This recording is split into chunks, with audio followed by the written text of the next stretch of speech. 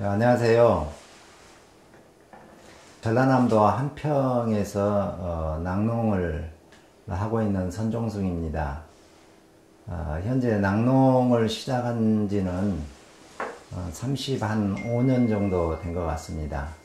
목장을 하면서 그때 당시에는 초기이기 때문에 굉장히 어려운 여건에서 언덕 같은 데 가서 풀을 베어다가 소를 먹이는 그런 사육을 처음에는 시작을 하게 됐었습니다. 이 목장이란 것이 어떻게 보면은 사람들 보기에 야, 푸른 언덕에 하얀 집을 짓고 목장을 하는 게 꿈이라는 그런 얘기들이 있지만은 현실에 들어와 보면은 그렇지 않다는 것들을 많이 깨달을 겁니다. 아무튼 2세들 어떻게 보면은 낙농에 2세가 없다면은 우리 국민의 주식을 생산하는 이 낙농 사람이 정말로 어렵게 진보되지 않을까 그런 생각이 됩니다. 하지만 그들에게 꼭 부탁하고 싶습니다. 자부심을 가지십시오. 저희들은 국민을 생각하는, 국민의 건강을 생각하는 그런 현 1차 산업에 종사하고 있다는 그런 자부심을 꼭 가지시고 임해 주시면 감사하겠습니다. 건강한 목장 관리를 하기 위해서는 어떻게 보면은 이것이 연속성에 있습니다. 어떤 공업 제품이 아니고 공산품이 아니고 살아있는 생물이기 때문에 연속성이 이렇게 대두가 되게 됩니다. 하나하나 목장 관리에 있어서 어떻게 보면 송아지 때부터 분만 이후에 또 착유까지 이게 연속성이 지속적으로 관심을 가지고 쭉 해야 가야 되는데 뭐 한 단계만 잘하고 한 단계는 빠지고 이런 게 아닙니다. 어떻게 보면은 뭐 송아지 때 대충 키우고 육성기 때 잘 키우면 되고 이런 개념이 아닙니다. 어떻게 보면은 이게 여러분도 잘 알다시피 살아있는 생물을 관리한다는 것은 굉장히 힘든 일입니다. 왜냐하면 그 자체가 생명이기 때문에 그렇습니다. 그리고 어떻게 보면은 인간이 소를 이용해서 송아지가 먹어야 될 우유를 사람이 뺏어먹는 그런 역할을 하게 되는데 거기에 맞는 소에 대한 건강관리라든가 또 세심하니 이런 것들을 체크해 나가야만이 송아지에게 주고 남는 것들을 우리가 먹는 그런 고마움을 가지고 관리를 해 나가야 됩니다. 저는 밖에 나가서 이런 얘기를 합니다. 우리 집 직원들이 200명이 있다. 저는 어떻게 보면 우리 집 소가 200두가 있다. 이런 말보다도 우리 집에 내가 경영하는 목장에 직원이 200명이 있다. 무슨 말이냐면요. 직원 개념으로 생각을 해 보십시오. 그가 우리 집의 직원이다. 그가 건강해야만이 우리 농장에 수익을 내준다. 이런 생각을 개념을 바꾸면은 여러분의 농장의 수익 구도가 바뀌지 않을까 그런 생각이 됩니다. 여러분들은 현재 축사 바닥 관리를 어떻게 하고 계신지를인가요? 저 목장 소개를 조금 드릴게요. 저희 집은 현재 바닥 관리를 톱밥 발효 우사로 지금 사육을 하고 있습니다. 이것을 톱밥 발효 우사를 하게 된 배경은 유방염 가장 목장에서 문제시 될 수 있는 유방염에 이렇게 효과적으로 관리하는데도 도움이 되지 않을까. 이건 과학적으로도 나온 내용입니다. 어떤 내용이냐면은 예를 들어서 어떤 농장마다 거기에 상주되는 토속 세균들이 이렇게 있답니다. 그런데 세균들이 그 토속 세균들이 항상 상주해 있기 때문에 소들이 거기에 맞춰서 면역력이라든가 이런 것들이 길러졌기 때문에 거기에 이렇게 면역력이 길러져서 거기에 대해서 이렇게 방어 해 나간답니다. 톱밥 발효 우사를 하게 된 것은 바로 그겁니다. 새로 깔고 새로운 것이 들어오면 새로운 미생물들, 세균들이 들어오게 되고, 그런데 항상 거기에 있는 그 바닥 관리를 하게 되면은, 톱밥 발효 우사를 하게 되면은 거기에 있는 미생물들이 항상 상주해 있고, 소들은 거기에 미생물에 대해서 면역력이 길러서 방어벽이 갖춰져 있고, 그렇기 때문에 유방염에도 상당히 용이하지 않을까 그런 생각이 됩니다. 그래서 현재 저희 집 목장의 우유 성적은 연 평균 체세포 수는 10만 단위 항상 1등급을 받습니다. 세균은 기본 1등급 받습니다. 세균은 냉각기, 착유기, 유석, 또 이렇게 세척 부분들을 조금만 신경을 쓰면은 그건 가능하지 않을까 그런 생각이 됩니다. 그리고 특히 착유를 하실 때 유두에 있는 분비물 그거 깨끗이 닦으셔야 되고, 또한 첫 젖은 가능하면, 시간이 없어서 요즘에 많이 그냥 착유들 많이 하시는 걸로 알고 있습니다만은, 첫 젖은 짜내는 것이, 유두에 있는 암만 해도 우리가 요즘에는 그 침지약이 이렇게 굉장히 좋아져 갖고 코팅이 돼서 세균을 이렇게 커버하기 때문에 그런 것들은 많이 커버돼서 이제 좀 첫 젖은 그냥 안 짜고 착유를 하고 있습니다만은, 그 세척할 때 저희 같은 경우는 착유를 할 때 스프레이 작업을 합니다. 물을 묻히지 않고 스프레이를 통해서 유두를 닦아내고 착유를 하고 있습니다. 그러고 이제 여러분들 그 팬 관리는 어떻게 하고 계신지 모르겠습니다만은, 특히 이제 우리 홀스타인 같은 경우에는 더위에 굉장히 약하신지 여러분도 잘 알고 계시잖아요. 그래서 요즘에 뭐냐, 그 갈바륨에 지붕에 페인트, 열 차단 페인트도 바르시고 이렇게 상당히 고가이더라고요, 그것들이. 근데 페인트도 발라서 열을 1, 2도, 뭐 2, 3도 이렇게 떨어지는 게 하기 위해서 이렇게 고민하고 투자하고 그런 목장도 많이 있다는 것들을 이렇게 알고 있습니다. 저희 같은 경우에는 펜을 1m짜리를 몇 년 전까지만 이렇게 썼습니다만은, 현재는 6m짜리 대형 펜을 이렇게 돌리고 있습니다.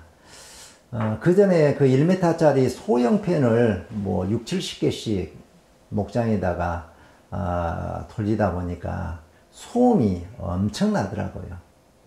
펜 소음이. 그리고 이 1m짜리는 그 바람 풍량이 굉장히 싸나워가지고, 내가 생각해도 어쩔 수 없이 그때는 그것밖에 없었은 게 이렇게 썼는데, 저도 그 1m짜리 펜 밑에가 이렇게 바람을 맞아보면 스트레스 받겠더라고요. 바람량이 장난이 아니잖아요. 여러분도 알다시피.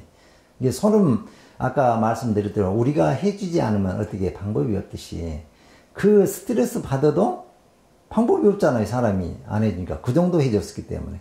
그 센 풍량, 소음에 이렇게 굉장히 시달렸다는 그런 생각이 들더라고요. 그래서 그 이후에 그 대형 6m짜리 펜이 나와서 점검을 해보니까 굉장히 풍량도 자연풍에 가깝게 바람 풍량도 나오고 소음이 없어서 소들이 이렇게 스트레스를 좀 적게 받지 않냐, 그런 생각이 들더라고요. 현재 저도 축사에 들어가서 이렇게 그 6m짜리 대형 펜을 바람량을 보면은 굉장히 시원하면서도 스트레스를 받지 않는 그런 센 바람이 아니기 때문에, 센 바람이 아니지만은 또 여러분들이 생각하는 축분 관리, 바닥 말리기 위해서 팬들을 많이 또 이렇게 키기시도 하는데 풍량이 굉장히 강하더라고요.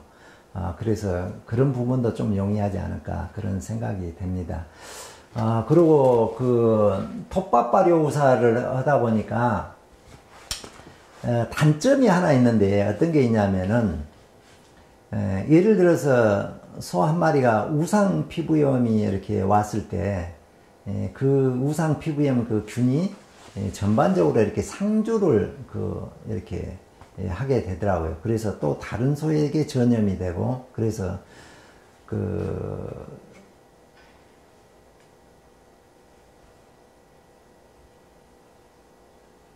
소독약을 저 같은 경우는 그런 생각이 들더라고요. 소독약을 바닥에다 가루 소독약을 이렇게 뿌려서 약간의 노타리를 쳐서 그런 세균도 이렇게 죽여서 방역을 해서 활용을 하면은 그 우상 피부염이나 이런 데 대해서는 좀 자유롭지 않을까 그런 생각이 됩니다. 그리고 이제 요즘에 농림부나 이런 데서 매달 소독의 날 정해놓고 방역 이렇게 문자도 들어오고 있는 걸로 알고 있습니다.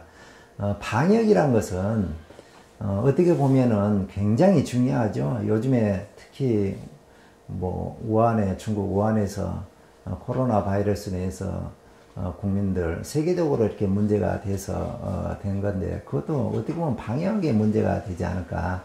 이제 식품에서 이렇게 왔다고 얘기는 나왔습니다만은, 그래서 방역은 어쨌든 간에 요즘에 뭐 진출입 또 축산 차량에 대해서는 GPS 이제 문제가 됐을 때 동선 확인 이런 것들 하기 위해서 GPS도 달아놨고 그랬습니다만은, 어떻게 보면은 문제가 됐을 때 문제 해결을 하기보다는 문제 되기 전에 방역을 통해서 최대한 농장의 어떤 질병이나 이런 것을 방어하기 위해서 전국적으로 소독의 날 이렇게 정해놓고 하는데, 그날만큼 이렇게 소독도 해주시고 하는 것이 좋지 않을까 그런 생각이 됩니다. 어떻게 보면 우리들 건강을 위해서, 또 우리 자녀들 건강, 또 우리 부모들 건강을 위해서라도 우유에게 밀접하기 때문에, 우유는 옛날 어르신들이 이런 말씀을 하시더라고요. 요즘에는 우리 그 어머님들이 모유를 그렇게 많이 먹이지 않습니다. 좋은 분유라든가 아이들에게 먹일 수 있는 그런 뭐 이유식이라든가 건강식품들이 많이 나와서 이렇게 하고 있습니다. 저희 어렸을 때만 해도 오로지 엄마 젖에 의지하는 그럴 때를 보면은 어르신들이 그 엄마에게 젖 먹이는 어머니에게는 그 푸른 것도 먹지 마라, 매운 것도 먹지 마라, 그런 말씀들을 하시더라고요. 이유를 알아보니까 엄마가 매운 것을 먹으면 그 매운맛이 우유로 곧바로 전달이 된답니다. 그래서 그 우유를 먹는 아이가 그 변을 놓을 때 굉장히 좀 불편하다 하는 그런 얘기를 들었습니다. 그래서 이런 그 방역 하나하나 이런 것도 어떻게 보면은 우리의 건강과 우유는 직결되기 때문에 건강과 이렇게 그 관계되지 않을까 그런 생각이 됩니다. 그리고 그 축분을 아까 제가 말씀드렸듯이 톱밥 발효 우샤를 하게 된 배경은 그 유방염이라든가 이런 것도 있지만, 또 요즘에 가장 그 힘들어하시는, 여러분들이 우리 축산농가들이 가장 힘들어하는 그 퇴비 문제, 퇴비 때문에 얼마나 힘들어하십니까? 이걸 어떻게 처리해야 돼? 살포할 수 있는 한계는 있고, 또 목장을 하면서 또 초지조성 관리까지 하려면은 시간적 여유도 만만치 않고, 그래서 이 퇴비 문제 굉장히 고민인 줄을 알고 있습니다. 그래서 나름대로 저도 그런 것들을 고민하면서 톱밥 발효 우사를 하면서 그런 것들이 조금은 이렇게 도움이 되더라고요. 목장을 오래전에 하셨던 조금 선배님들은 그런 경험을 하셨을 겁니다. 우유를 조금 더 짜려고 10마리만 키워야 될 장소에다가 11마리를 넣으면은 11마리분 우유가 나와야 되는데, 꼭 거기서 한 마리가 문제돼서 도태된 그런 경험들 많이 하셨을 겁니다. 그게 바로 어떻게 보면 욕심이거든요. 그게 소들에 맞는 환경을 조성을 해줘야만이 병도 안 나고 또 깨끗한 우유도 생산하고 스트레스 받지 않기 때문에 또 유량도 늘어나고 이런 환경 조성이 굉장히 중요하지 않을까 그런 생각이 됩니다. 그래서 그 밀식 좀 고민해 보시면 됩니다. 어떻게 보면은 10마리가 있어야 될 공간에 제 생각입니다. 한번 실현해 보십시오. 가능성이 있을 것 같습니다. 저도 좀 해봤습니다만은 효과는 있더라고요. 9마리를 넣으니까 그 공간이 확보가 좀 더 되니까 소들이 조금 더 편해진 것 같더라고요. 그러면서 그렇게 생산량도 한 마리가 빠져나갔기 때문에 생산량이 그만큼 떨어질 것 같은데 그렇지 않더라고요. 그러면서 생산량은 약간의 차이가 있지만은 거기에 비해서 이 축분이 바닥 관리가 엄청나게 좋아지더라고요. 바닥 관리가. 여러분들이 생각할 때 소 한 마리가 하루에 음수량이 200리터 먹는다고 알고 계시지 않습니까? 200리터 음수에다가 기본적으로 사료 먹고 풀 먹고 이것저것 먹으면은 그것들이 먹는 것이 약 30kg 정도. 그러면 그걸 배설을 한다고 생각을 해 보십시오. 한 마리가. 200리터면 어떻게 보면 드럼으로 보면 한 드럼을 먹었으니까 수분은 배출을 해야 되고. 근데 한 마리가 빠짐을 통해서 바닥 관리가 굉장히 용이해지더라고요. 그래서 그런 부분도 좀 참고해서 해보시면 좋지 않을까 그런 생각이 됩니다.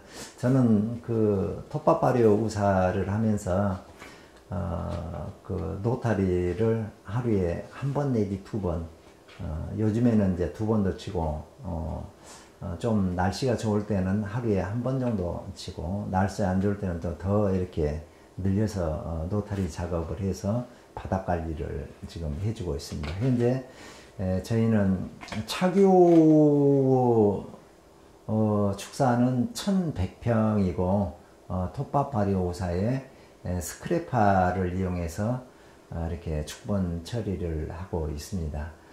그런데 이제 해보니까 아까 말씀드린 대로 건강한 목장 관리에 대해서 먼저는 우리 축주들의 생각 개념을 바꿔야 된다는 그런 말씀을 드렸고 개념을 바꿈을 통해서 서로 보는 것이 아니라 직원 같이 협력해주는 나의 가정경제, 목장 경영에 도움을 주는 그런 자로, 그런 동물로 직원으로 이렇게 생각을 해 나가야 한다는 그런 말씀을 드렸고 또한 그런 또 환경 조성에 있어서 먼저는 소독, 방역 관리를 철저히 해서 뭐 차량들 요즘 여러분들 뭐 진입로에 그 차량들 오면 1차적으로 소독할 것이고 또 바닥에 이렇게 전체적으로 소독의 날 정해서 소독 전체적으로 하시고 또 여러분들이 또 그 문제의식 있는 바닥 관리 제가 하는데 저희가 이제 톱밥 발효사를 이렇게 하고 있습니다만은 그런 부분들 좀 신경을 써주시고 요즘에 제가 그 바닥 관리에 있어서 한 가지 그 좀 신경을 안 썼더니 여러분들 아까 제가 말씀드렸듯이 소들은 사람이 어떻게 해주지 않으면은 방법이 없듯이 이게 굉장히 중요하더라고요. 제가 조금 신경을 안 썼더니 어떤 문제가 발생이 됐냐면은 우상 피부염이 몇 마리가 있었습니다. 이렇게 보니까 조금 쩔뚝거리고 피부염이 있다 이렇게 판단이 됐었는데 그걸 방치를 했어요. 제가 방치를 조금 했는데 그게 금방 효과를 와버리더라고요. 지금은 한 10여 마리 이상이 우상 피부염에 감염이 돼가지고 쩔뚝거려요. 바로 이게 방해의 중요성입니다. 이제 우상 피부염이 그 세균들이 바닥에 상주했다는 거 아닙니까? 묻히고 다녔다는 거 아닙니까? 그 균들이 땅속에게 전염된 거예요. 이거 한두 마리에 왔을 때 빨리 캐치를 하고 바닥에 소독을 하고 그랬으면은 이렇게까지 번지지 않았을 거 아닙니까? 이게 바로 축주들의 관심이라는 겁니다. 사람 같으면은 다리 아프면 아이고 나 다리 아프고 병원에 가시잖아요.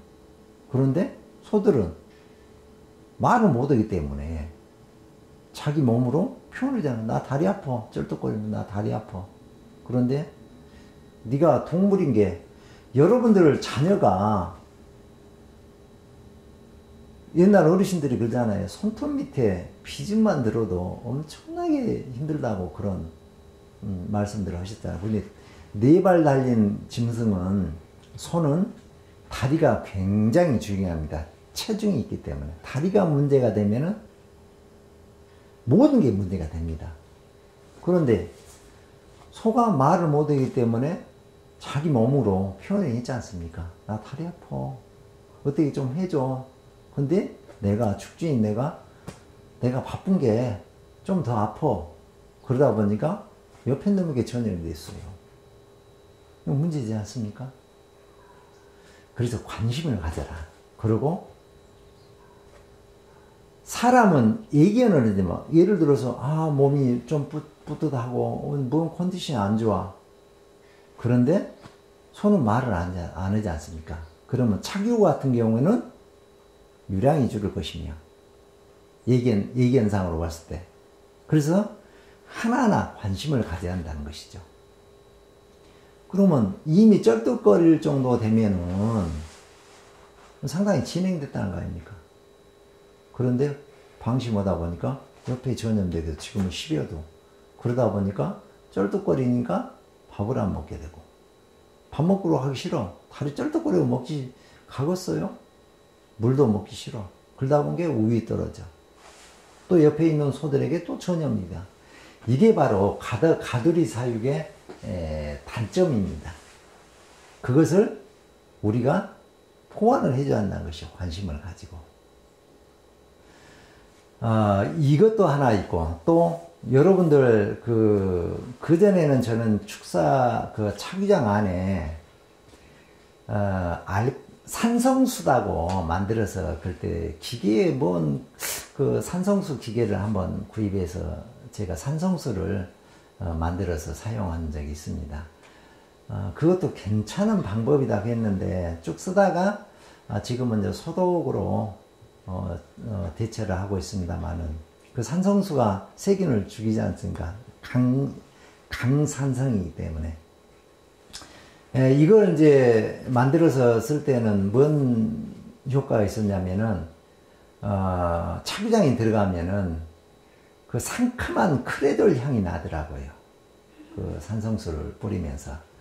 그래서 굉장히 차규장이 들어갈 때 상큼한 그 향이 나니까, 기분이 좋고 그랬었는데, 그것도 이제 기계가 고장이 나고 한참 만들어 쓰다가 이제, 좀 고치려고 한 게 업체도 없어져 버리고, 그래서 이제 그 폐기 처분하고 지금은 소독으로 대체를 하고 있습니다만은, 차규장에도 여러분들이 생각한 만큼, 소들이 항상 하루에 2번은 들어와서 차별하는 그런 공간이고, 또 우유를 생산하는 그런 공간이기 때문에 이렇게 소독이라든가 이런 것들, 청결, 이런 것들 관심을 가지고 해주시면은 좋지 않을까 그런 생각이 됩니다.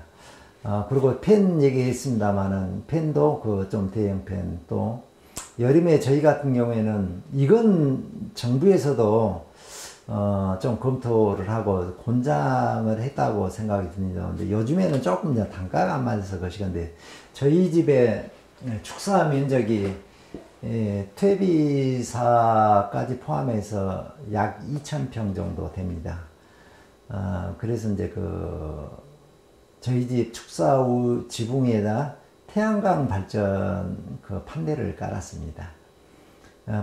태양광 발전 판넬을 깔게 된 배경은, 저희 그 대부분 그 우리 대한민국 축사들이 갈바륨 그 지붕 덮개를 이렇게 해놨는데 여름에 온도들이 그 재보면은 거기에서 뭐 계란 후라이가 된다 정도로 이렇게 여름에는 한낮 더위에는 이렇게 뜨거워서 열이 올라온다고 그러더라고요. 그러면 약간의 그 스펀지 이렇게 좀 그 코팅이 되어 있는데 그 밑에서 온도를 재도 뭐 40도, 40도 이상 이렇게 된다는 그런 내용을 들었습니다. 그래서 이걸 여름을 어떻게 날 것인가. 더군다나 우리나라 기온도 아열대로 이제 이렇게 전환이 되면서 홀스타인은 특히 또 열에 더위에 약하는데 이런 부분들을 어떻게 좀 보강을 할까.